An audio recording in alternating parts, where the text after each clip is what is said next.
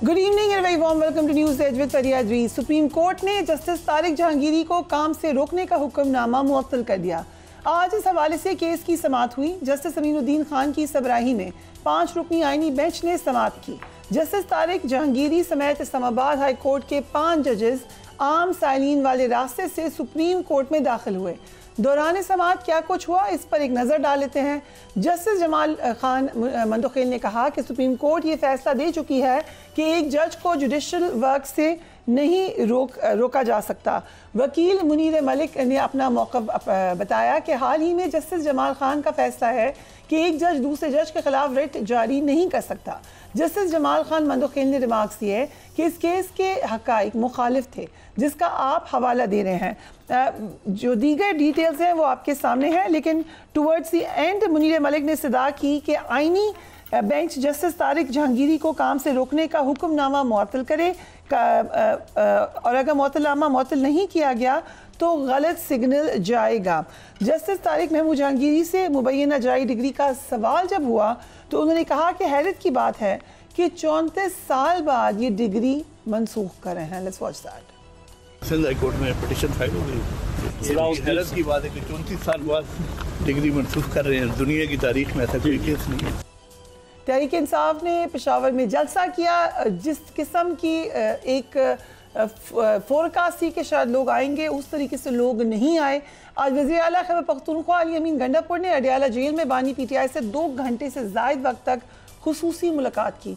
हैरानकुन तौर पर इस जलसे से कबल अली अमीन गंडापुर को मुलाकात की इजाज़त नहीं दी जा रही थी, लेकिन आज अचानक उनको इजाज़त मिल गई। गवर्नर KP फैसल करीम कुंडी ने कहा है कि जलसे से बानी को रिलीफ नहीं मिलेगा। बानी अपने जुराइम की सजा भुगत रहे हैं। Let's watch him. यहाँ पर तो कोई पाबंदी नहीं थी, यहाँ पर तो कोई रुकावटें नहीं थी, यहाँ पर तो कोई कंटेनर्स नहीं थे, किसी को नहीं रोका गया और कहा था कि 3 दिन पहले आप लोग आए और आपको यहाँ पर जो है बड़ी सहूलियात दी जाएंगी। लोगों के आपने रिएक्शन भी देखे, जिस तरीके से उन्होंने अपने नुमाइंदों को बोलने भी नहीं दिया और उनको पता चल गया। और मैं हमेशा आज से नहीं साल से कह रहा था, जब इनकी हुकूमत आई 1.5 साल से, जब PTI को पता चलेगा कि हमारे अंदर मीर सादिक और मीर जाफर कौन है तो उनको अंदाजा होगा। और उनको अभी पता चल रहा है कि उनके अंदर मीर सादिक और मीर जाफर कौन है। देखें, जलसों से कुछ नहीं होना। उनके जो बानी चेयरमैन है वो अपने करतूतों की सजा भुगत रहे हैं। उन्होंने अदालतों से रिलीफ होना है, रिलीफ मिल रहा है, उनको NRO नहीं मिल। जबकि साबिक स्पीकर असद कैसर ने हुकूमत और इसके इत्तेहादियों को चैलेंज किया है कि अगर गैर जानिबदार इलेक्शन कमीशन के जरिए इलेक्शन लड़े तो तहरीक इंसाफ के मुकाबले में वो 10 नशिस्तें भी नहीं जीत सकते। Let's watch him. मैं आपको चैलेंज करता हूं कि आए फ्री एंड फेयर इलेक्शन हो और न्यूट्रल एम्पायर हो। आपके साथ ये तमाम सियासी पार्टियां मिलकर आपके साथ इलेक्शन लड़े। अगर आप 10 सीटें भी जीते तो हम समझेंगे कि आप जीत चुके हैं। हमारे साथ former prime minister शायख Khaqan Abbasi मौजूद हैं। थैंक यू सो मच भाई साहब for being on the programme. सबसे पहले तो जो चैलेंज किया है असद कैसर साहब ने, डू यू थिंक कि PTI इस वक्त पॉपुलर है, इलेक्शन जीतने की पोजीशन में है? सर इलेक्शन करवा लें, मैं अब क्या कह सकता हूँ। एक एस्टिमेट, लेकिन लोगों का एतमाद ही उठ गया इलेक्शन से। यू सेइंग कि लोग आएंगे नहीं? आप यकीन करें, जो लोग आज इक़्तिदार में, इनकी कोई पॉपुलैरिटी नहीं है। ये अपनी जो रही सही पॉपुलैरिटी भी खो चुके हैं। लोग इस मुल्क के आज तंग हैं, इस निज़ाम से, इस हुकूमत से। जो कुछ मुल्क में हो रहा है उसको कबूल नहीं करते। भाई एक बड़ी कामयाब मीटिंग हुई है प्राइम मिनिस्टर शहबाज शरीफ की अमेरिकी सदर डोनाल्ड ट्रंप से। मुलाकात में आपने देखा कि बहुत सारी बातें हुई। इस तक एक इंटरनेशनल लेवल पे तो Pakistan is looking like a very important country. उसका क्रेडिट आप गवर्नमेंट को नहीं देंगे? मैं क्रेडिट दूंगा जब मुल्क के हालात ठीक होंगे। आप मिलते रहते लोगों से, उसके असरात मुल्क पे नहीं आते ना। पब्लिक ओपिनियन आपको लगता है? नहीं, पब्लिक ओपिनियन नहीं, वैसे भी ये दोस्तियाँ माजी में महंगी पड़ी हैं इस किस्म की। बहरहाल मैं उनकी जो इक़्तिदार में बेहतर जानते हैं, लेकिन हकीकत ये है कि आपका मुल्क, आपके लोग हर रोज़ गरीब से गरीब तर होते जा रहे हैं। ये आज पाकिस्तान की हकीकत है। लोग मुल्क छोड़ कर जा रहे हैं, मायूस हैं इस मुल्क के हालात से। ये बहुत बड़ी परेशानी है। आज आपके काबिल तरीन लोग जो हैं दूसरे ममालिक में हैं, मुल्क में लोग नहीं, और मज़ीद जाना चाहते हैं, मज़ीद जाना चाहते हैं। एंड उसके ऊपर आपको याद होगा एक फॉर्मर प्राइम मिनिस्टर ने कहा था कि अच्छी बात है कि लोग अगर जाते हैं बाहर, उससे सरमाया आता है वापस पाकिस्तान में। जी जी, इसी पे तो पाकिस्तान गुजारा कर रहे, ठीक कह रहे थे। You agree with that? मैं एग्री तो नहीं करता हूँ, लेकिन बात में उनका ठीक था। और उनको बाहर भेजने में हुकूमत का क्या अमल दखल है? उनके लिए आप क्या कर रहे हैं? पूरे मुल्क की एक्सपोर्ट्स जो हैं वो $30 अरब हैं। جو ملک کے باہر پاکستانی ہیں وہ تقریباً 40 ارب ڈالر سال یہاں بھیج رہے ہیں آفیشیل چینل سے. اسٹیمیٹس ہیں کہ بٹوین 50 and 100%، یعنی 20 سے 40 بلین ڈالر مزید انفارمل چینل سے آتا ہے ملک کے اندر، تو یا باہر انویسٹ ہو جاتا ہے. یہ آج ملک کی حالات ہیں. آج ملک کو پاکستانی چلا رہے، حکومت نہیں چلا رہی. اگر وہ پاکستانی رقم یہاں نہ بھیجیں تو ملک نہیں چلے گا. ٹھیک، بٹ انڈیا میں بھی ایک بڑی تعداد میں لوگ باہر سے پیسے بھیجتے ہیں. بہت کم ہے پاکستان کے مقابلے میں. ان کی معیشت کا بہت کم حصہ ہے. ان کی ایکسپورٹس کئی 100 بلین ڈالر ہے. رائٹ. سو ابھی جو پرائم منسٹر نے یہ بھی کہا، like this as according to the prime minister, کہ پریزیڈنٹ ٹرمپ نے کہا ہے امریکن کمپنیز کو کہ پاکستان میں انویسٹ کریں، کس چیز سرمایہ کاری لے کر آئیں. یہ آپ پرائم منسٹر بتائیں گے when you will talk to them. But آپ امریکہ کے صدر کے کہنے پہ کمپنیز نہیں آتی، یہ بھی میں آپ کو بتا دوں. اوکے، ٹھیک ہے. وہ اپنے شیئر ہولڈرز کو رسپانسیبل ہوتی ہیں. ان کو جہاں پر پروفیٹیبل ہوتا ہے وہاں پر وہ آئیں گی.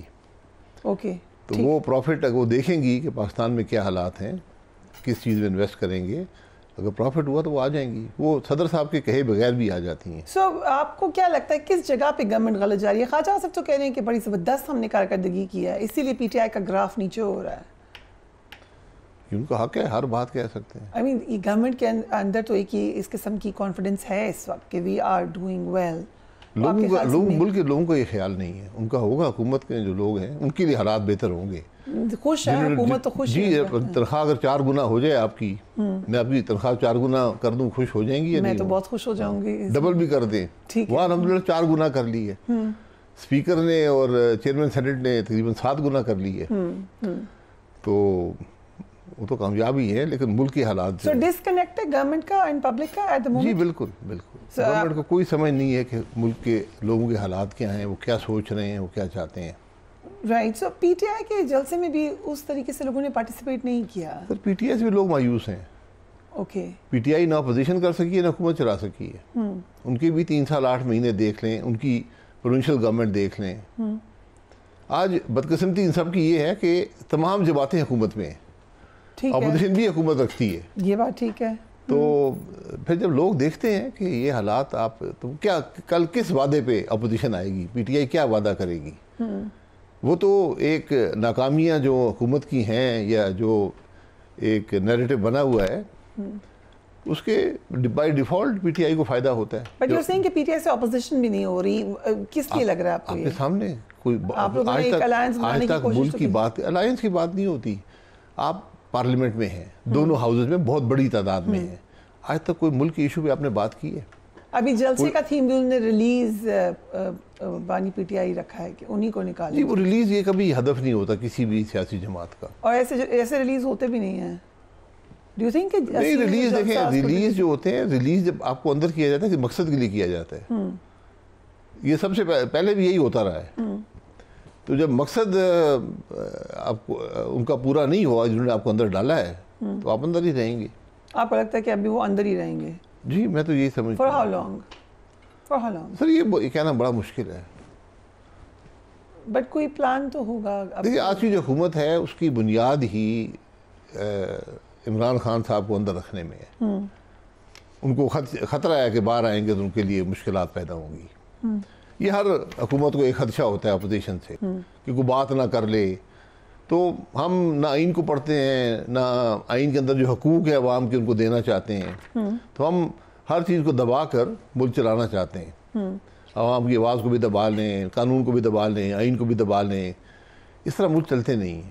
یہ ہم نے ماضی میں بہت سے یہ تجربے کیے ہوئے ہیں، یہ نئی بات نہیں ہے.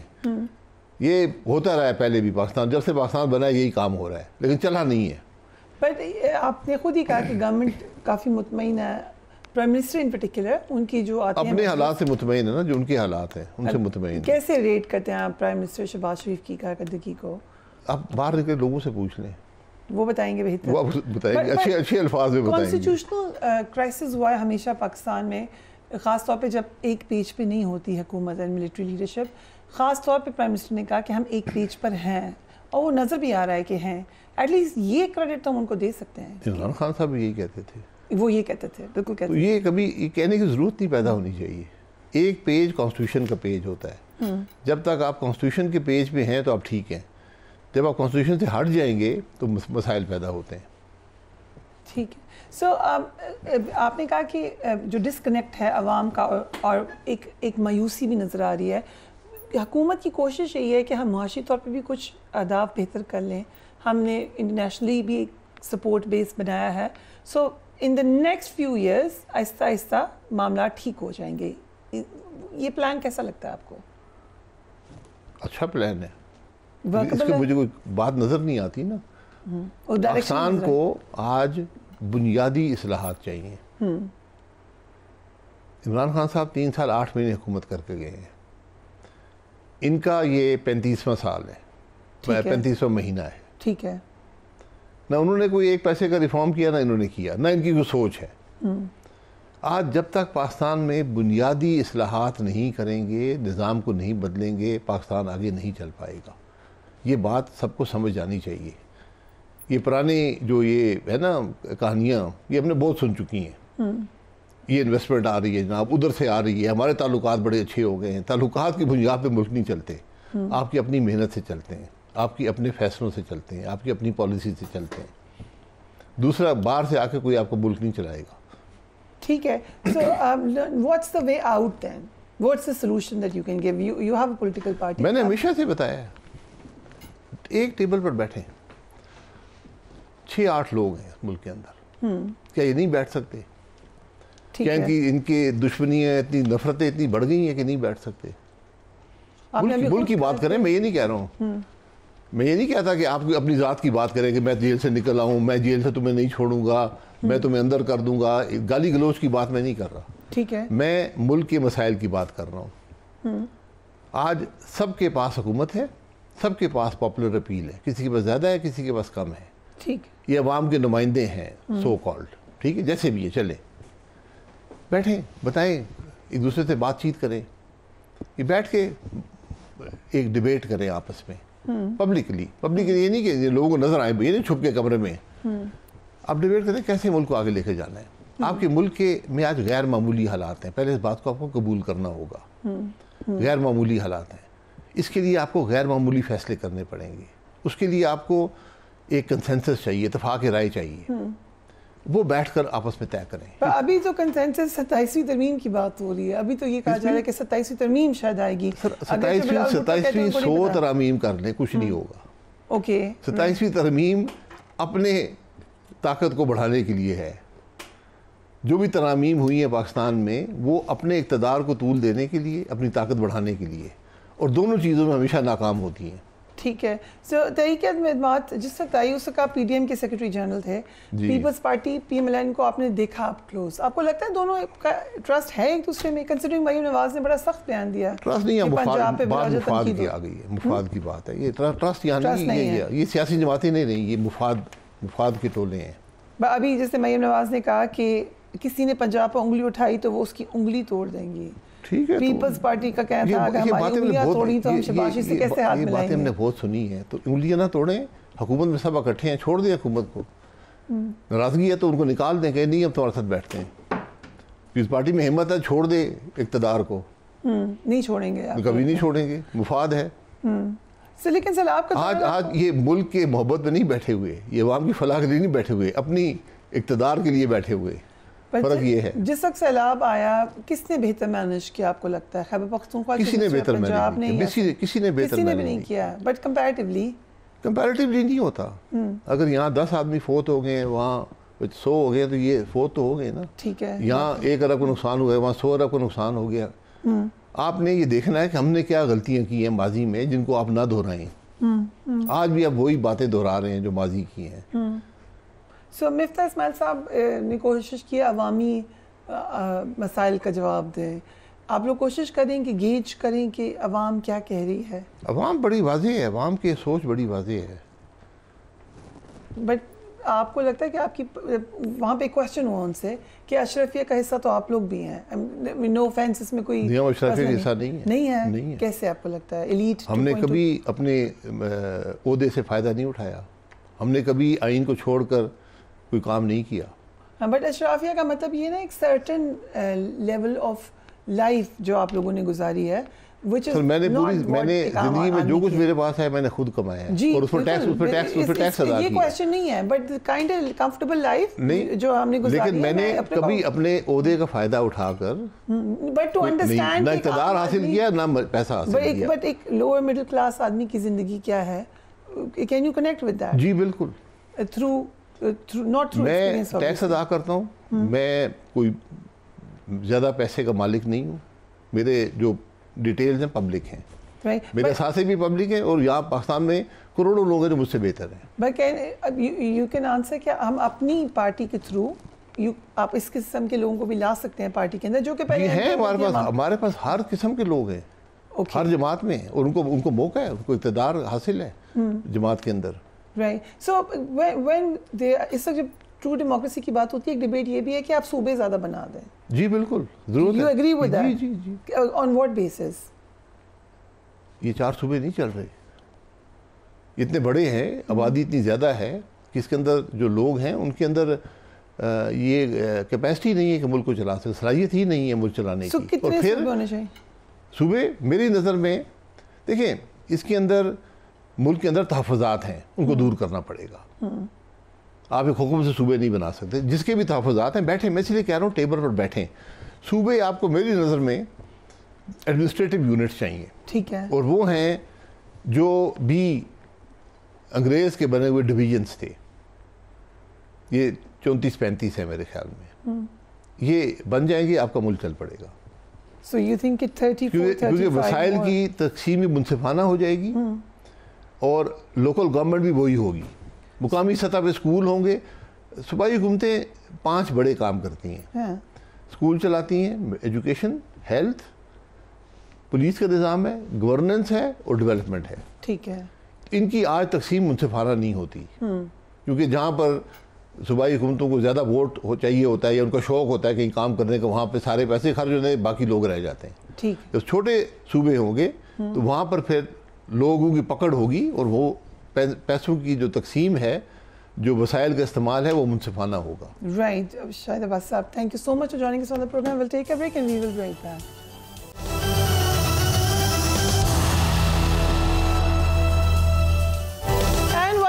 کل ایشیا کپ کا فائنل ہوا. بھارت نے سنسنی خیز مقابلے کے بعد پاکستان کو 5 وکٹ سے شکست دے دی. کل کے میچ میں ایک بار پھر مودی سرکار نے کھل کر سیاست کا کھیل کھیلا. بھارتی کیپٹن نے میچ کی اختتامی تقریب میں وزیر داخلہ محسن نقوی سے ٹرافی وصول کرنے سے انکار کر دیا. ماضی میں کبھی اس طرح سے کسی شخصیت کو نشانہ بنا کر ٹرافی وصول کرنے سے انکار کی کوئی مثال نہیں ہے. لگتا یہ ہے کہ بھارتی کرکٹ ٹیم نے مودی حکومت کو خوش کرنے کے لیے یہ منصوبہ بنایا. وزیر داخلہ محسن نقوی نے اس موقع پر بھارتی کرکٹ ٹیم کا دباؤ تسلیم نہیں کیا اور بھارتی کھلاڑیوں کو ٹرافی اور میڈلز کے بغیر گھر جانا پڑا. نریندر مودی بھی بھارتی کرکٹ ٹیم کی اسپورٹسمین اسپرٹ کے منافی اقدامات پر خوش ہی نظر آئے اور انہوں نے ٹویٹ کیا کہ کھیل کے میدان میں آپریشن سندور اور یہ بھی بھارت جیت گیا. وزیر داخلہ محسن نقوی نے بھارتی وزیر اعظم کو جواب دیا. جواب میں انہوں نے کہا کہ اگر آپ کے لیے فخر کا پیمانہ جنگ ہے تو تاریخ پہلے ہی پاکستان کے ہاتھوں آپ کی ذلت آمیز شکستوں کو ریکارڈ کر چکی ہے. کوئی کرکٹ میچ اس سچ کو تبدیل نہیں کر سکتا. جنگ کو کھیل میں گھسیٹنا صرف مایوسی کو ظاہر کرتا ہے اور اس سے کھیل کی روح متاثر ہوتی ہے. اگر اس طریقے سے نہ بیہیو کرتی انڈین کرکٹ ٹیم تو ہر کوئی آج ان کی جیت کی بات کر رہا ہوتا, لیکن خود ہی انہوں نے اپنی جیت کو ہار میں تبدیل کیا. ہمارے ساتھ ڈاکٹر نعمان نیاز موجود ہیں. Thank you so much for being on the programme. So match سے پہلے شروع کر لیں یہ پالیٹکس سے. پالیٹکس کریں, یہ زیادہ امپورٹنٹ ہے. سو کیوں, آپ کیا لگا, آپ نے کیا پایا؟ دیکھیں, ایک محاورہ ہے جس میں کہتے ہیں کہ اپنا power corrupt and absolute power corrupt absolutely. India جو ہے نا وہ اپ سٹارٹ بیہیو کر رہا ہے اور وہ آج سے نہیں کر رہا. جب سے وہ فائنینشیل جگرناٹ بنے ہیں, I will take you back to 2002 and 3, وہ جب سچن ٹنڈولکر کو مائک ڈینس تھے کہ انگلینڈ کے ایکس کیپٹن, وہ میچ ریفری تھے ICC کے, انہوں نے ان کو تنبیہ کی تھی آن پاسبل بال ٹیمپرنگ, اور انہوں نے پروٹیسٹ کر دیا اور انہوں نے South Africa by lateral series تھی نا, ساؤتھ افریقہ کے کرکٹ بورڈ کو جا کے کہا کہ تیسرا ٹیسٹ میں مائک ڈینس کے بغیر کھیلیں گے, اور انہوں نے کھیلا. اور وہ بعد میں ICC کی تب اسٹرانگ تھی, انڈیا کے ہولڈ میں نہیں تھی, تو انہوں نے وہ ٹیسٹ میچ کا اسٹیٹس واپس لے لیا. 2008 مانکی گیٹ اسکینڈل، ہربھجن سنگھ نے منکی کہہ دیا تھا اینڈریو سائمنڈس کو، اور وہ بہت بڑا ایک بن گیا کنٹروورسی، اور آئی سی سی نے پینلائز کر دیا اس کو ہربھجن کو. بی سی سی آئی نے تھریٹن کر دیا، اے سی بی ہوتا تھا تب آسٹریلین کرکٹ بورڈ، کہ ہم کبھی آپ کو ٹور نہیں کریں گے اور آپ کے فائنینشیل لاسز ہو جائیں گے. And they had to retract and I C C was compelled to retract. تو یہ تو دو چیزیں ہو گئیں. اب ہوا کیا ہے کہ 76% of the revenue of all cricket earned by I C C comes from India, whether it is advertising revenue, whether it is the title sponsorship generation and whatever. 76% وہ دیتے ہیں. وہ اتنا فائنینشلی اسٹرانگ ہیں کہ جو ایشیا کرکٹ کاؤنسل کا ان کا شیئر بنتا ہے ایز اے فل ٹیسٹ ممبر، وہ بنتا ہے 15%، وہ بھی وہ ڈونیٹ کر دیتے ہیں ایسوسیٹ ممبرس کو.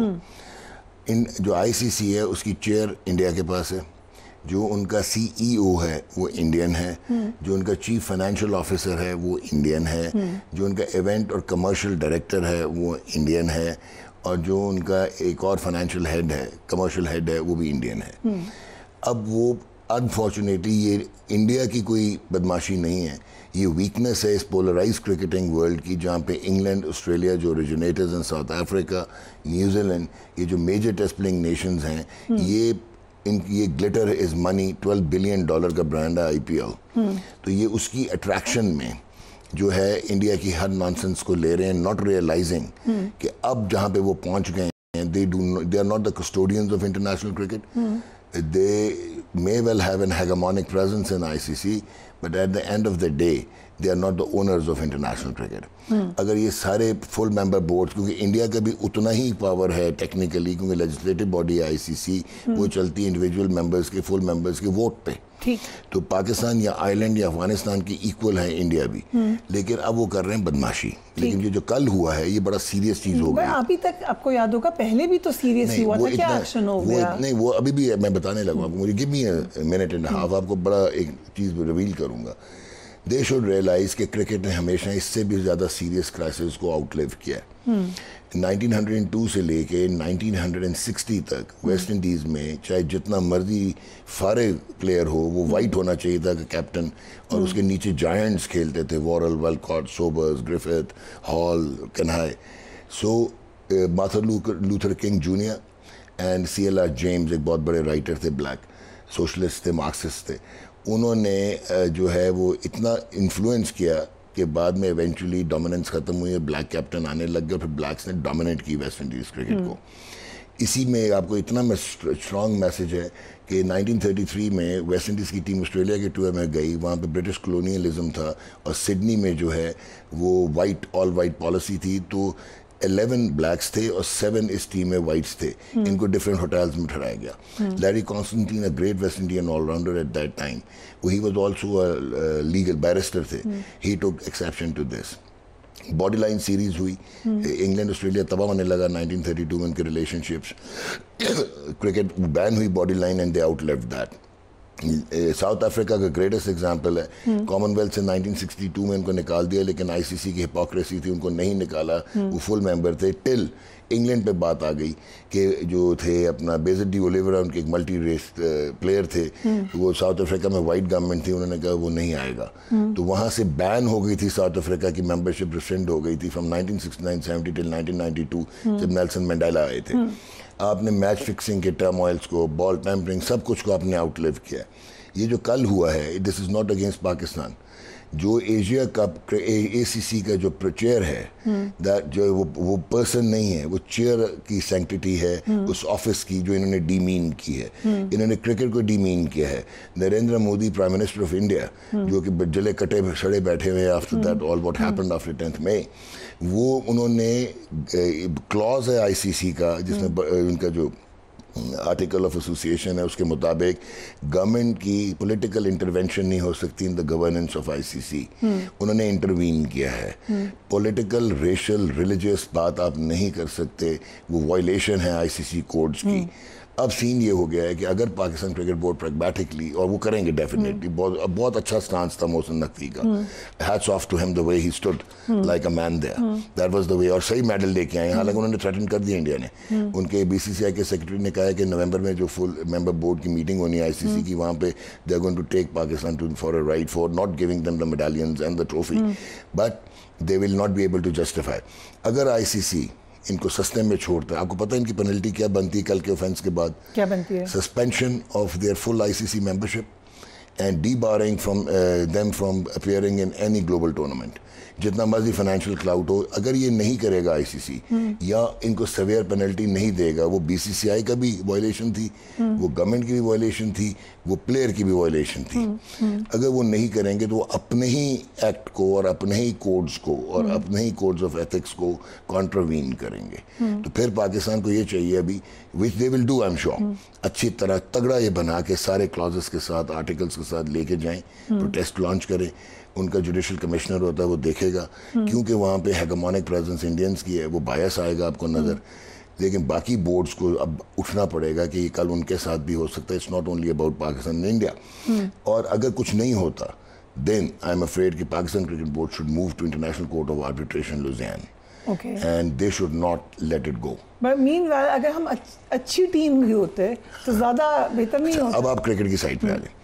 جو پاکستان کرکٹ ہے, میں آپ کو کہہ کے تھک گیا, ہمیشہ آپ کے پروگرام میں آتا ہوں کہ آج سے 5-10 سال پہلے تک دنیا جو ہے وہ اسکل پہ کھیلتی تھی, آپ بھی اسکل پہ کھیلتے تھے. آپ کے چیئرمین کا میوزیکل چیئر لگا رہتا تھا. یہ آج سے نہیں ڈیزاسٹر شروع ہوا, یہ 10-15 سال ہو گئے ہیں. انفارچونیٹلی جو لوگ رسپانسبل تھے فار ڈسٹرائنگ پاکستان کرکٹ, وہ آج بھی کرکٹ کا حصہ ہیں, اینڈ آپ ری انفورس کرتے ہیں فیلیئرس کو. ہوا کیا ہے کہ world cricket moved on to scientific methods, and انہوں نے انٹیگریٹ کر لیا سائنس کو, انہوں نے ملٹی ڈائمینشنل اپروچ ایک بنا لی.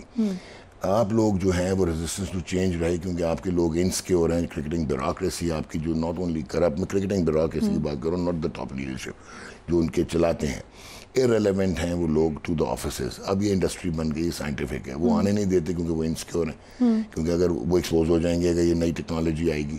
تو جب نئی ٹیکنالوجی نہیں آئے گی, اب ٹائم آ گیا ہے کہ آپ کی ٹیم ایسوسیٹ ممبرس کی طرح یہی لڑکے بیسٹ ہیں جو کل کھیل رہے تھے. اور آپ کو آسان لفظوں میں یہ کہوں گا, کل انڈیا کی 100% ٹیم نہیں تھی, 60% تھی, لیکن پاکستان اپنا 100% دے رہا تھا. یہی ٹیلنٹ ہے, اور یہ 20% ہے میجر ٹیم کے مقابلے میں.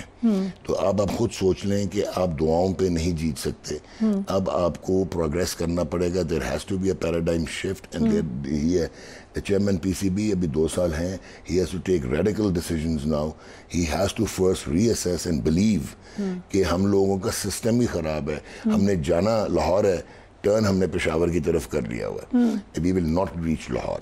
تو ڈیلوژنز میں رہنا چھوڑ دیں. کل کا جو میچ تھا اس میں آپ نے ایک ایسا کیپٹن رکھا ہوا تھا جس کی اپنی جگہ ہی پاکستان ٹیم میں نہیں بنتی T20 کی. He should be kept away. تو پھر یہ پولیٹیکل ڈیسیژنز ہیں, نہیں, ناٹ اونلی انفلوئنس ہے, میرٹ پہ نہیں ہے, یہ بھی تو معاملہ ٹوٹل ریکلیسنس ہے. آپ نے بابر اعظم کو اور محمد رضوان کو نکال دیا پرسنل بوگز میں. میں بڑا اسٹرانگ لفظ یوز کر رہا ہوں. کس کی پرسنل بوگز؟ وہ ایکچولی دے ور انیشیلی جو سٹارٹ ہوا تھا, بعد میں تو ان سے پرفارم نہیں ہوا. they were actually resistant to this surrogate advertising sponsorship کیونکہ وہ illegal ہے, وہ basically gambling websites ہیں. تو رضوان نے منع کیا, بابر نے منع کیا, تو اس میں یہ ہوا کہ eventually they were very powerful, they were superstars, they met a very strong man in Pakistan, اور eventually surrogate advertising ban ہو گئی. جب پاکستان میں ban ہوئی کیونکہ it was contravening to the constitution of Pakistan and the religion, تو وہ جب ban ہوئی تو آپ کے بہت سارے میڈیا ہاؤسز, بہت ساری franchises, even Pakistan cricket board میں بہت سارے لوگوں کی روزی پہ اپنے لات مار دی. Then they actually got together and they started creating a campaign. اب آپ نے ایک آواز ماری کہ جی وہ irrelevant ہیں ٹو ماڈرن کرکٹ اور وہ بہت سلو کھیلتے ہیں, اسٹرائک ریٹس کا پرابلم ہے. بابر کو جب نکالا اس کا اسٹرائک ریٹ 131 کا تھا. سلمان علی آغا کو جب کیپٹن بنایا تو he came with a strike rate of 82 and then it has risen to 111. سو آپ یہ کر رہے تھے ہپوکریسی. پھر دوسری پرابلم یہ ہوتی ہے کہ جب آپ نے کسی کو, میں نے آپ کو اگر ہٹانا ہے تو میں آپ کے ایکویلنٹ یا آپ سے بہتر لے کے ریپلیسمنٹ لاؤں گا تو میں آپ کو ہٹاؤں گا نا. لیکن میں اگر آپ کو ہٹا کے یہ چیز لانی تھی جو سامنے آپ کو نظر آ رہا تھا, آج سے 25 سال پہلے یہ ڈومیسٹک کرکٹ نہ لڑکے کھیلیں جو کل پاکستان کو ریپرزینٹ کر رہے تھے. اچھا, ان کی اتنا میتھڈ نہیں ہے ان کے پاس کہ کلدیپ یادو کے سامنے یہ بلائنڈ ہو جاتے ہیں. وہ اس لیے بلائنڈ ہو جاتے ہیں کیونکہ ان کی ٹیکنیک نہیں ہے, اس کو ریڈ نہیں کرتے. اگر مین غلطیاں کیپٹنسی سے کیا ہوئی کل نہیں. اچھا اوکے, ویری کوئکلی. ایک تو یہ غلطی ہوئی کہ آپ 90 پھر کر گئے ہوئے تھے, بہت اچھا سٹارٹ ملا تھا. صاحبزادہ فرحان اور فخر جو ہے وہ سسٹم کے پلیئرز ہیں, تو آپ کو نظر آیا کہ دے بلانگ دیئر. باقی تو بلانگ ہی نہیں کرتے. اچھا, سائم جب آؤٹ ہوا تو لیفٹ آرم اسپنر لگا ہوا تھا, تو آپ کو لیفٹ ہینڈڈ بیٹسمین بھیجنا چاہیے تھا. آپ کو خود اپنے کریڈینشیلز پتہ ہیں کہ you can't do any thing. آپ نے پہلے حارث کو رائٹ ہینڈر کو بھیج دیا, پھر آپ خود آ گئے. ویئر ایز ہم نواز کو بھیجتے یا حسین طلعت کو بھیجتے اس وقت, کیونکہ لیفٹ ہینڈ پہ وہ رنز کرتے, نواز بنتا تھا وہاں پہ. ایک تو یہ بہت بڑا بلنڈر کیا. پھر آپ کلدیپ یادو کو جس طرح کھیلے ہیں, دیٹ از ناٹ دا وے کہ آپ کیونکہ ریڈ نہیں کر رہے تھے, بلائنڈلی اس کو مار رہے تھے, آپ کلیپس کر گئے. جب آپ کا کلیپس ہو گیا, آپ کو پھر شہنشاہ افریدی اور جو فہیم ہے وہ آپ کو میچ میں واپس لے کے آگے. انہوں نے پاور پلے میں 3 آؤٹ کر دیے کیونکہ انڈیا بہت پریشر میں تھا. پریشر کیا تھا, ان کا کپتان out of form, Abhishek Sharma جلدی آؤٹ ہو گیا, and Sanju Samson out of place batting کر رہا تھا. وہ اوپنر ہے, وہ نیچے کر رہا تھا, اور ان کا ہردک پانڈیا نہیں تھا جو کہ ان کی ایک مین سورس ہے. تو وہ آپ نے کیا کیا کہ آپ کو 7واں اوور جو ہے وہ ابرار کو دینا تھا کیونکہ وہ آپ کا مین سٹرائکر ہے مڈل اوورز میں. آپ نے وہ نواز کو دے دیا, 8واں آپ نے ابرار کو دیا. جب ابرار چھایا ہوا تھا, یہ سلو لو سپن وکٹ تھی, تو آپ نے کیا کیا کہ 15واں اوور میں پتہ نہیں کیا ڈیلوژنل ہوئے آپ, یا آپ کو باہر سے حسن کی پرچی آئی, آپ نے حارث روف کو بول دے دیا. حارث روف ایک تو اسکڈی ہے, تیز ہے. دوسرا کل جب ڈیو پڑتی ہے وہاں پہ سیکنڈ اننگز میں تو ویٹ ہوتا ہے, ویٹ میں اسکڈ کرتا ہے بال تو بیٹ پہ آتا ہے. جو انڈین پلیئرز کھیل رہے تھے دونوں, سنجو سیمسن جب آؤٹ بھی ہو گیا تھا تو شیون دوبے اور یہ جو تھا ورما, یہ جب کھیل رہے تھے تو بیسیکلی یہ سسٹم سے آئے ہوئے ہیں, پروسیس ڈریون کرکٹرز ہیں, یہ نئے پرانے نہیں ہوتے. آپ یہ سوچیں کہ انڈیا پچھلے 40 میں سے 37 T20 جیتا ہے. نومبر 2022 سے لے کے آج تک ایشیا کپ میں اور آئی سی سی کے ٹورنامنٹ میں کوئی میچ نہیں ہارا, not even a match, tournament at apart. So آپ نے کیا کیا, آپ حارث کو لے کے آگے, انہوں نے اپرچونیٹی کو پک کیا, انہوں نے 15 رنز کر کے میچ سائڈ پہ کیا.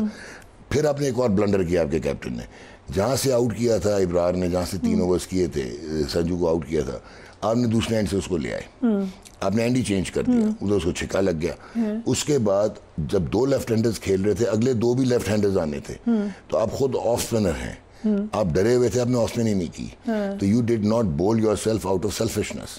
یار اگر آپ یہ ڈیسیجن لے لیتے تو یہ ڈیسیجن ٹھیک ہوتا. میکسیمم کیا ہوتا, آپ کو مار لگ جاتی یا میچ ہار جاتے, بٹ ڈیسیجن ٹھیک ہوتا. تو یہ ایک آپ کی کیپٹنسی بلنڈر تھا. اور last but not the least, آپ نے حارث کو آخری اوور کروایا, اور وہ بال اس کے ہاتھ سے نکل رہا تھا کیونکہ گیلا تھا. گیلا بال نہیں ہوتا فاسٹ بالر سے, اسپنرز ہونے چاہیے. آپ نے نواز کو 1 اوور کرایا جس کو مائک ہیسن آپ کا کوچ 3 ہفتے پہلے کہہ رہا تھا از دا بیسٹ اسپنر.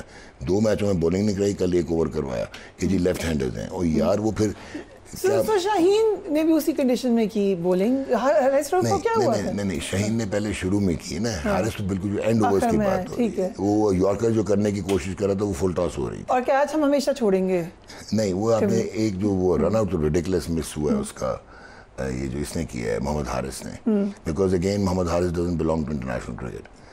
سو اگر آپ اس طرح کی چیزیں رکھیں گے تو اب آپ کا یہ پرابلم آ گیا ہے کہ آپ کس کو لے کے آئیں گے. اگر آپ بابر کو اور رضوان کو لے کے آئیں گے, ورلڈ میں یہ مائنڈ سیٹ ہوگا آپ کا کہ آپ ری انفورس کرتے ہیں فیلیئرس کو. آپ کاسمیٹک سرجری سے اب نہیں کچھ ٹیم کو بنا سکتے. یہی بیسٹ لڑکے ہیں, یہی پول ہے, اور یہ ایڈوکیٹ نہیں ہے, adequately resource for modern cricket.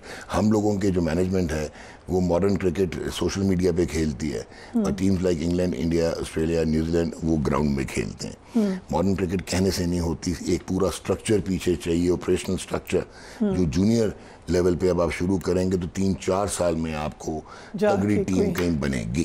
Thank you so much, Dr. Naman. We'll take a break and we'll be right back.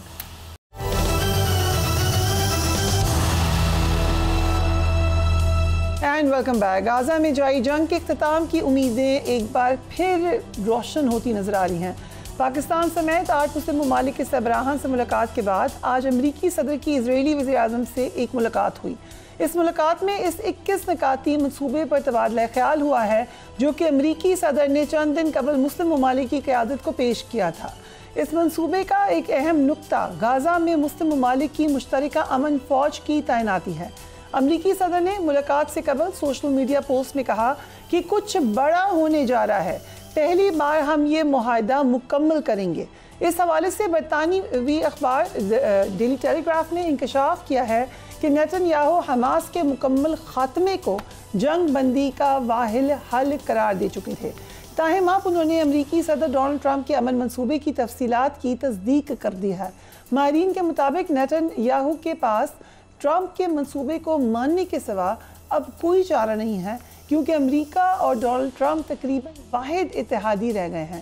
اسرائیل میں بھی ہزاروں افراد سڑکوں پر نکل کر حکومت سے جنگ ختم کرنے کا مطالبہ کر رہے ہیں۔ یرغمالیوں کے اہل خانہ نے براہ راست ڈونلڈ ٹرمپ سے اپیل کی ہے کہ وہ نیتن یاہو پر دباؤ ڈالیں تاکہ ایک مکمل اور جامع معاہدے پر جنگ ختم کرنے کی بات ہو اور یرغمالیوں کو رہا کرنے کی امید بندھے۔ عالمی سطح پر بھی اسرائیل کو دباؤ کا سامنا کرنا پڑا ہے، کیونکہ حالیہ دنوں میں برطانیہ، فرانس، کینیڈا اور آسٹریلیا سمیت کئی ممالک نے باضابطہ طور پر فلسطین کو تسلیم کر لیا ہے۔ ڈونلڈ ٹرمپ کے 21 نکاتی منصوبے میں مستقل جنگ بندی، یرغمالیوں کی رہائی، اسرائیلی افواج کا غزہ سے انخلاء اور بڑے پیمانے پر انسانی امداد کی فراہمی شامل ہے۔ اسرائیلی وزیر اعظم نیتن یاہو نے اعلان کیا کہ اگر حماس باقی یرغمالیوں کو رہا کر دے اور غزہ چھوڑنے پر آمادہ ہو تو اس کے رہنماؤں کو معافی اور محفوظ راستہ دیا جا سکتا ہے۔ لیٹس واچ ہم۔ گزشتہ ہفتے وزیر اعظم شہباز شریف اور فیلڈ مارشل سید آصف منیر کی امریکی صدر سے ملاقات ہوئی۔ اس کو عالمی سطح پر ڈسکس کیا گیا۔ اس ملاقات میں پاکستان اور سعودی عرب کے دفاعی معاہدے پر بھی بات ہوئی۔ آج وزیر خارجہ نے ایک اہم اطلاع دی ہے، انہیں بھی دیکھیے۔ آپ میں ہر ہماری جان بھی قربان، حرمین شریف ہیں، اس کی پروٹیکشن، تو یہ ہماری تو ان ریٹن یہ ہماری ذمہ داری تھی، ہمیشہ سے تھی۔ آپ کو یاد ہے واقعہ 1979 میں بھی ہوا تھا، لیکن اس کو فارملائز جو کیا گیا ہے اس میں بھی کافی دیر سے بات چیت ہو رہی ہے۔ 1.5-2 سال سے یہ کوشش تھی اور خواہش تھی دوسری طرف کی کہ اس کو فارمل ایک معاہدہ کر لیا جائے، دفاعی معاہدہ۔ تو میں سمجھتا ہوں کہ جو فارمل دفاعی معاہدہ ہم نے کیا ہے وہ الحمدللہ وہ پاکستان کے لیے بھی بہت بہتر ہے۔ بہت ممالک اب چاہتے ہیں کہ پاکستان اس طرح کا معاہدہ ان کے ساتھ بھی کرے۔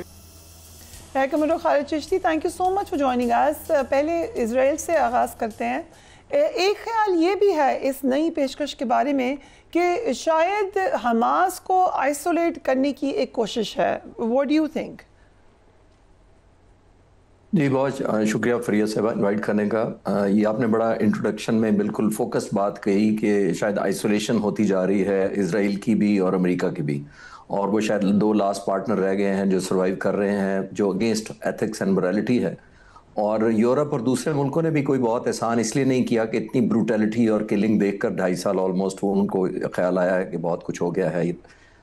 یہ بھی ایک انٹرنل پریشر ہے، دنیا کے ڈائنامکس چینج ہو گئے ہیں، اور آپ نے بالکل ٹھیک کہا کہ اب شاید وقت آ گیا ہے، اور اگر اب نہ ہوا تو شاید کبھی بھی نہ ہو، کیونکہ جتنی قربانی فلسطینیوں نے خود دی ہے اور جتنا سافٹ اس وقت گراؤنڈ ہوا ہے ایز کمپیئر ٹو پاسٹ، جب اسرائیل کو خاص طور پر انٹرنل جو تھی وہ پریشر نہیں ہوتا تھا، ان کی حکومت سیکیور ہوتی تھی، ان کے جو لاز ہوتے تھے وہ اپنے بنائے ہوتے تھے اور لوگ خاموش رہتے تھے۔ حماس نے جیسا بھی کیا اس نے ایک انڈائریکٹ کنٹریبیوٹ تو کیا ہے، میں کسی وائلنس کے حق میں نہیں کہہ رہا، لیکن یہ ہاسٹیج ہی ہیں جن کی وجہ سے ظاہر ہے اسرائیل کے اندر بہت زیادہ پریشانی ہے، ان کی فیملیز کا بڑا پریشر ہے، اور اوور آل اسرائیل کی اب سین آوازیں جو ہیں وہ آپ نے دیکھا ہوگا کہ وہ بھی بروٹیلٹی اور کلنگ کو نہیں دیکھ پا رہے، کیونکہ ان ہیومن درجے تک چلی گئی ہے۔ اور مجھے لگتا ہے کہ یہ ایک آئیڈیل موقع ہے کہ اگر امریکن پریزیڈنٹ جینونلی اگر اپنی کوئی لیگیسی چھوڑنا چاہتے ہیں تو فلسطین کا پرماننٹ گراؤنڈز پر صرف فیس سیونگ نہیں ہونا چاہیے، آپٹکس نہیں ہونی چاہیے، اور حماس تک ٹارگیٹنگ نہیں ہونی چاہیے۔ ایک میننگ فل میرا خیال اگر یہ اپرچونٹیز میں نکلے تو بہت زبردست یاد سب کو رکھا جائے گا، اور خاص طور پر جیسے میں نے کہا کہ یہ ایک خطے میں امن کا باعث بنے گا اور گلوبل سیکیورٹی کا بھی ایک سٹارٹ ہو سکتا ہے۔ رائٹ، صدر ٹرمپ نے سوشل میڈیا پہ لکھا بھی ہے کہ کچھ بڑا ہونے جا رہا ہے، 21 نکاتی امن پلان کی بات ہی ہو رہی ہے، اور یہ بھی کہا جا رہا ہے کہ جو فارمر پرائم منسٹر ہیں ٹونی بلیئر، ان کو بھی غازہ کی عبوری سے اس میں وہ انوالو ہوں گے کسی طریقے سے. کیا ڈیٹیلز ہیں آپ کی نظر میں؟ دیکھیے یہ جو British prime minister Tony Blair کہہ رہے ہیں ان کا ایک تھنک ٹینک ہے, وہ بہت عرصے سے وہ کر رہا ہے, ایک آئیڈیا فلوٹ کر رہا ہے, لیکن اس پر عمل بہت سالوں سے نہیں ہوا. یہ پہلی دفعہ ہے کہ ان کو ایک ویلیو کی جا رہی ہے یا انگیج کیا جا رہا ہے, کیونکہ ٹریڈیشنلی ان کی ساری سمپتی اور ان کے پلان کے تحت میری نظر, میں نے دیکھا تھا اس کو ایک دفعہ جو ان کے پروپوزل انہوں نے دی تھی, وہ زیادہ تر اسرائیل باعث تھا, وہ ڈس آرم کرنے پہ تھا, وہ آلموسٹ گورننس ماسٹر کنٹرول اسرائیل کے پاس ہی رہنا تھا. لیکن زیادہ آبجیکٹیو تبھی ہو سکتا ہے کہ ٹرو سینس میں حماس کو اگر مائنس کرنا بھی ہے تو فلسطینیوں کی تو جینوئن نمائندگی ہونی چاہیے. انہوں نے پچھلے 78 سال میں آپ نے دیکھا ہے جتنی سفرنگ کی ہے, یہ اگر کوئک ہسٹری میں جائیں تو 78 سال پہلے اسی جگہ پر فلسطین 85% تھے اور 15% جوز رہتے تھے جب یہ اسرائیل نہیں بنا تھا. پھر ان کو پوری دنیا سے لا کر اکٹھا کیا گیا اور پھر یہاں تک ہو گیا کہ وہ 45-55 کی ریشو ہو گئی. پھر وعدہ کیا گیا فلسطینیوں سے کہ ہم اسرائیل بنا رہے ہیں اور ساتھ ہی آپ کو بھی دیں گے, اور وہ وعدہ بھی پچھلے آپ نے دیکھا 78 سالوں میں پورا نہیں ہوا. تو بدقسمتی یہ ہے کہ یہ اس دفعہ اگر یہ ٹونی بلیئر کا یہ ایگزیکیوٹ کر لیتے ہیں, لیکن اس کے اندر مین کیٹلسٹ جو ہونا ہے یا ہونا چاہیے وہ فلسطینیوں کے سینس آف پارٹیسپیشن اور سینس آف بلانگنگ بہت ضروری ہے. اگر آپٹکس کے لیے صرف اور ایک سیریمونی کے لیے, وہ تو محمود عباس بھی پچھلے 20-22 سال سے آپ نے دیکھا فلسطین کو ریپرزینٹ کر رہے ہیں, لیکن ان کی کیا ورتھ ہے یا کیا ویلیو ہے یا گورننس میں اتنا کتنا رول ہے یا کتنی اتھارٹی ہے, وہ ظاہر ہے بہت بڑا کوسچن مارک ہے. تو سمبولک نہیں ہونی چاہیے, ایک اسٹیٹ ان ایکشن نظر آنی چاہیے. آلدو ظاہر ہے میں چاہوں گا کہ پورے گورننس ہو, رولز دنیا کے انٹرنیشنل فالو کریں, انڈیپینڈنس جینوئن سینس میں ہو. یہ نہ ہو کہ پھر وہ چوکنگ جب مرضی کر دیں, جب مرضی شپ لائیں اور اس کا محاصرہ کر لیں اور ٹینکوں سے کھڑا کر دیں. اس طرح نہیں ہوا تو پھر تو میرا خیال ہے پوری دنیا ایک اور دفعہ مس لیڈ بھی ہو جائے گی, اور اتنی قربانیاں دینے کے بعد جس کو کہتے ہیں نا ٹیک ہوم بھی فلسطینیوں کے لیے کچھ نہیں ہوگا بدقسمتی سے. رائٹ, اب تھوڑا سا بھارت کی پہ بات کر لیتے ہیں. ایک تو پالیٹکس انہوں نے ضرور لانی ہے گیم میں. کل ان کے پرائم منسٹر نے بھی ایک بہت ہی افسوسناک ٹویٹ کی جس کا جواب دیا ہمارے انٹیریئر منسٹر نے, لیکن اپنے 21 مگ طیارے انہوں نے ریٹائر کر دیے ہیں. پہلے ہی بھارت کو فضائی اسکواڈز میں وہ بار بار روتے رہتے ہیں کہ ہمارے پاس ہے ہی نہیں. اب اس کا کیا امپلیکیشن ہوگا؟ یہ فریہ دیکھیے, یہ جہاز تقریباً 1962 میں انڈکٹ کیے گئے تھے, اور پھر ہندوستان ایروناٹیکل کمپنی نے یہاں مینوفیکچرنگ کی فیسلٹی لگائی, اور تقریباً پچھلے اتنے سالوں میں 62 سے لے کر آج تک تقریباً انہوں نے 840 جہاز انڈین ایئر فورس میں انڈکٹ کیے. جو خوفناک بات جو میں آپ سے شیئر کرنے والا ہوں وہ یہ ہے کہ اس پورے عرصے کے دوران 400 ان کے ایکسیڈنٹس ہوئے جس میں یہ جہاز آئے ہوئے, 840 میں سے. ایک بات. دوسری اس سے بھی خوفناک یہ ہے کہ 200 کے قریب پائلٹس اپنی جان سے گئے, اور شاید اس سے بھی زیادہ ڈسٹربنگ ہوگی کہ زمین پر سیولین بھی 60 مارے گئے اس پورے 65 سالوں کے جتنے عرصے کا یہ واقعہ محیط ہے. آخر میں 2 اسکواڈن رہ گئے تھے ابھی جو سپٹمبر میں پھر ان کو پرومس کیا گیا, کیونکہ بہت زیادہ پریشر پائلٹس کی طرف سے تھا, پائلٹس کی فیملیز کی طرف سے تھا, اور آپ نے فیمس سنا ہوگا کہ اس کو کہتے تھے یہ فلائنگ کافن ہے, اور یہ وہی جہاز ہے جو ابھینندن کا جہاز تھا. اور پھر اس وقت یہ ریزن دی گئی تھی کہ یہ جہاز, حالانکہ وہ اپ گریڈڈ ورژن تھی, لیکن یہ وجہ دی گئی تھی کہ یہ بہت پرانے ہو گئے اور ہندوستان میں بہت پریشر تھا. لیکن آخری بات میں اس پہ ایک ضرور ایڈ کرنا چاہوں گا کہ ہندوستان ایئر فورس بھی مجبور تھی, وہ کوئی اپنی خوشی سے نہیں چلا رہی تھی. ہندوستان ایروناٹیکل کمپنی کے جو ہے ان کی, انہوں نے تیجاس جہاز پچھلے 10 سال پہلے 40 کا آرڈر کیا تھا, اور آپ فروری 2025 اسی سال کا اے پی سنگھ جو ان کے ایئر چیف ہیں ہندوستان کے, ان کا ایک پبلک سیمینار میں خطاب اٹھا لیں. انہوں نے کہا کہ پچھلے 10 سالوں میں میں نے جو 40 جہاز آرڈر کیے ہیں تیجاس, ان میں سے ایک بھی نہیں ملا ایز پر پرومس. دوسرا آپ دیکھیے ان کی نائلی کہ وہ جو جس سے ریپلیس ہونا تھا وہ تیجاس سے ریپلیس ہونا تھا, اور تیجاس وہ جہاز ہے 1985 میں بنانا شروع کیا تھا انڈیا نے, آج 40 سال ہو گئے, آج ان کے پاس ٹوٹل 40 جہاز ہے. ایک سولر بیس ہے ان کا سری لنکا کے پاس. پوری جو ابھی مئی کا ہمارا کانفلکٹ ہوا ہے, ان کے دونوں اسکواڈن جو ہیں تیجاس کے, جس نے ریپلیس کرنا تھا مگ 21 کو, وہ اس بارڈر کے پاس رکھے گئے, سری لنکا کے بارڈر کے پاس, اور ان کو فٹ ہی نہیں سمجھا گیا کہ وہ کامبیٹ میں پاکستان ایئر فورس کا مقابلہ کر سکتے ہیں.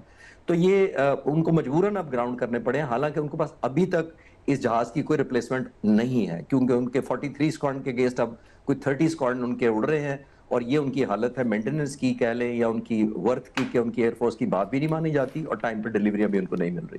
سو اب پاکستان کے حوالے سے جو خبر آئی کہ ہم چائنا سے مزید جدید طیارے خریدیں گے, اس کے بارے میں بتائیے گا.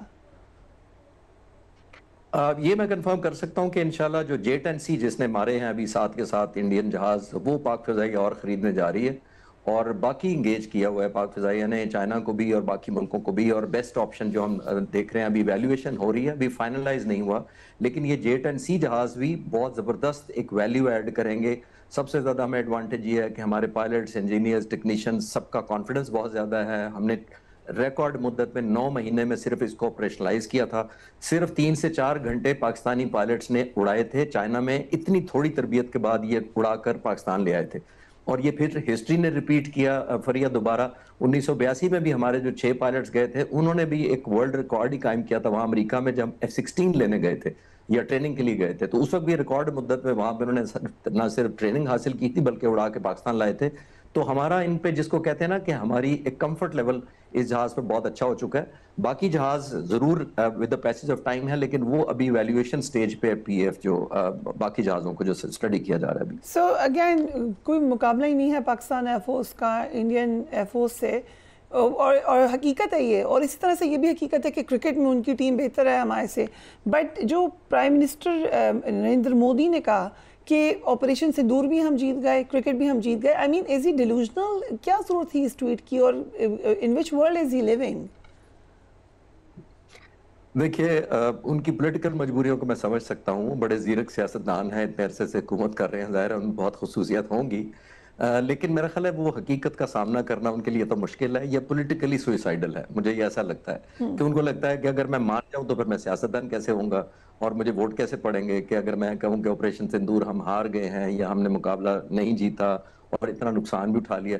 اب تو ان کے ایئر فورس کے لوگ، چیف آف ڈیفنس سٹاف، سب کے سب کہنا شروع ہو گئے ہیں کہ ہمارے جہاز مارے گئے ہیں.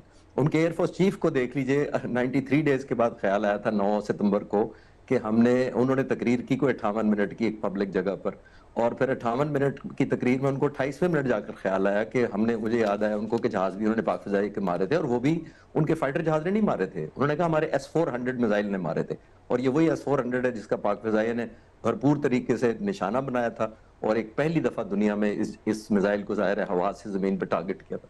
لیکن وہ ڈیلوژن والا لفظ آپ نے کنکلوڈ کر دیا کہہ کے کہ میرا خیال ہے وہ اس ڈیلوژن میں جو وہ سمجھتے ہیں، جو میں یقین کر رہا ہوں وہی حقیقت ہے. جبکہ ہم نے حقیقت آپ نے مان لی کہ ان کی کرکٹ ٹیم اچھی ہے، انہوں نے ہمیں 3 میچوں میں ہرایا، لیکن پھر وہ ہوا میں کچھ اور باتیں ہوتی ہیں، زمین پہ کچھ اور ہوتی ہیں. رائٹ ہے. Qamar Khalid Chishti, thank you so much for joining اس. ہمارے پروگرام کا وقت ختم ہوتا ہے. Do give me your feedback. اپنے گھر والوں کا خیال رکھیں. اللہ حافظ.